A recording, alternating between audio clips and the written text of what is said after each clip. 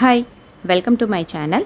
Wait loss 100 day challenge season 2ல் இன்றைக்கி நான் 49வது நாளாக ஸ்டார்ட் பண்ணுறேன். என்னோடய வெயிட் வந்து பார்த்திங்கன்னா 71 கிலோ 100 கிராம் இருக்கேன். இதை ஃபஸ்ட்டு நான் நோட்டில் என்ட்ரி பண்ணிக்கிறேன்.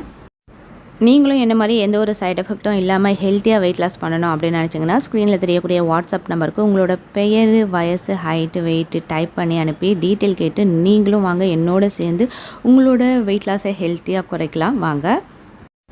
இந்த வெயிட் லாஸ் சேலஞ்சில் இன்றைக்கி நான் என்னென்னலாம் ஃபுட் எடுத்துக்கிட்டேன் அப்படின்றத உங்களோட நான் ஷேர் பண்ணிக்கிறேன். இன்றைக்கி வந்து பார்த்திங்கன்னா சண்டே சீட் டே அப்படின்னு சொல்லிட்டு உங்கள் எல்லாருக்குமே தெரியும். நான் எப்போவுமே வந்து சண்டேயில் தான் சீட் மீல்ஸ் எடுத்துப்பேன்.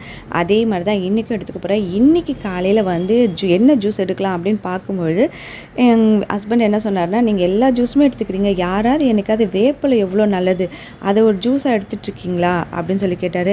நல்ல விஷயந்தான், ஆனால் கசப்பாச்சே அப்படின்னு சொல்லிட்டு யோசனை பண்ணேன். இருந்தாலும் அவர் சொன்னதும் கரெக்டான விஷயம்.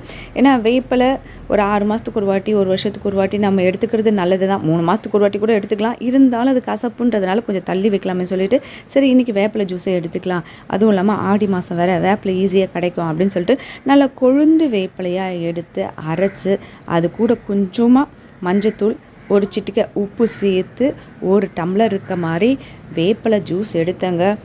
என்ன சொல்கிறது, நல்ல கசப்பு. அந்த கசப்பு வந்து பார்த்திங்கன்னா ஏப்பம் வரும்போது தான் அந்த கசப்பு ஃபீலிங், அந்த வாசனை தொடர்ந்து வந்துக்கிட்டே தான் இருந்தது. சரி அதை வந்து கொஞ்சம் கண்ட்ரோல் பண்ணணும் அப்படின்னு சொல்லிட்டு காலையில் பிரேக்ஃபாஸ்ட் வந்து எடுக்க மாட்டேன் எப்போவுமே சீட் டயட் எடுக்கும்பொழுது.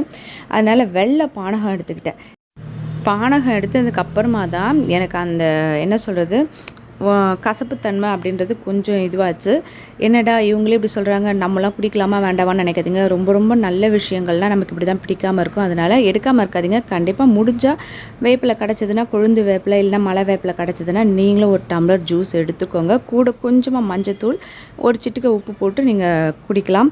அதுக்கப்புறம் வந்து பார்த்திங்கன்னா 11 மணிக்கு ஒரு டம்ளர் மோர் எடுத்துக்கிட்டேன்.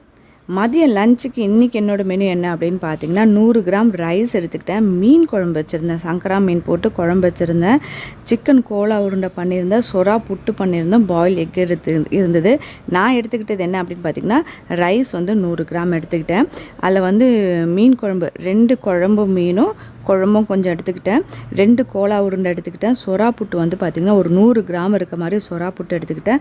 பாயில் பண்ண எக்கு ஒன்று எடுத்துக்கிட்டேன். இதுதான் இன்றைக்கி என்னோடய மதியம் லஞ்சுக்காக நான் எடுத்துக்கிட்டேன் சீட் மீல்ஸ். அப்புறம் வந்து பார்த்திங்கன்னா 4 மணிக்கு வந்து ஆரஞ்சு ஜூஸ் எடுத்துக்கிட்டேன். நைட்டு வந்து டின்னர் கிடையாது. படுக்கிறதுக்கு கொஞ்சம் என்ன ஜீரா வாட்டர் குடிச்சிட்டு இன்றைக்கி என்னோடய டயட்டை வந்து நான் ஃபுல்லாக கம்ப்ளீட் பண்ணிட்டேன். காலையில் எப்பவும் போல் ஒரு 1/2 hour வந்து ஒர்க் அவுட் பண்ணியிருந்தேன்.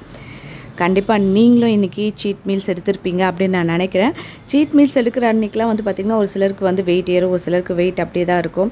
அதை பற்றிலாம் கவலைப்படாதீங்க. நம்ம உடம்புக்கு எது கரெக்டாக இருந்தால் ஓகே அப்படின்னு நமக்கு தோணுதோ அது மாதிரி நம்ம எடுக்கிறது ரொம்ப நல்லது. ஓகே, இதுதான் இன்றைக்கி என்னோடய ஃபுட் மெனு. கண்டிப்பாக நீங்களும் ட்ரை பண்ணிவிட்டு உங்களோட மெனு என்ன அப்படின்றத கமெண்ட்டில் சொல்லுங்கள். இன்றைக்கி இந்த வீடியோ உங்களுக்கு பிடிச்சிருந்ததுன்னா உங்கள் ஃப்ரெண்ட்ஸோட ஷேர் பண்ணுங்கள்.